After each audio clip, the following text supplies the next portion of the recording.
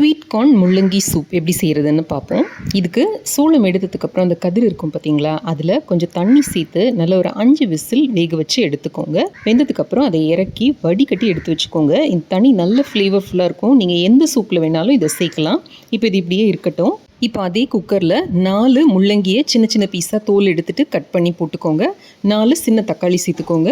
ஒரு பிரியாணி இலை சேர்த்துக்கோங்க. ஒரு சிட்டிகை அளவுக்கு சீரகம் சேர்த்துட்டு 2 கைப்பிடி அளவுக்கு சோளம் சேர்த்துக்கோங்க. சேர்த்துட்டு இதுக்கு தேவையான அளவு உப்பும் சேர்த்துக்கோங்க. சேர்த்துட்டு 2 கப் அளவுக்கு தண்ணி விட்டு நல்லா கலந்து விட்டுட்டு ஹை தீயில் வச்சு ஒரே ஒரு விசில் விடுங்க.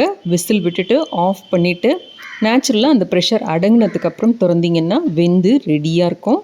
இப்போது இதை லைட்டாக மசிச்சு கொடுத்துக்கலாம். அந்த தக்காளி மாத்திரம் நல்ல ஒரு பொட்டேட்டோ மேஷர் வச்சு மசிச்சு கொடுத்துருங்க. அந்த பிரியாணி இலையை தூர தூக்கி போட்டுடுங்க.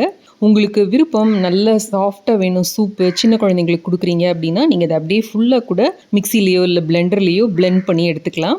இது கூட வேக வச்சுருக்கிற அந்த சோளக்கதிர் தண்ணியையும் சேர்த்துட்டு அதுக்கப்புறம் மானே தேனே பொன்மானே பெப்பர் பவுடர் சில்லி ஃப்ளேக்ஸ் எது வேணாலும் சேர்த்தா நம்மளோட சூப் தயார்.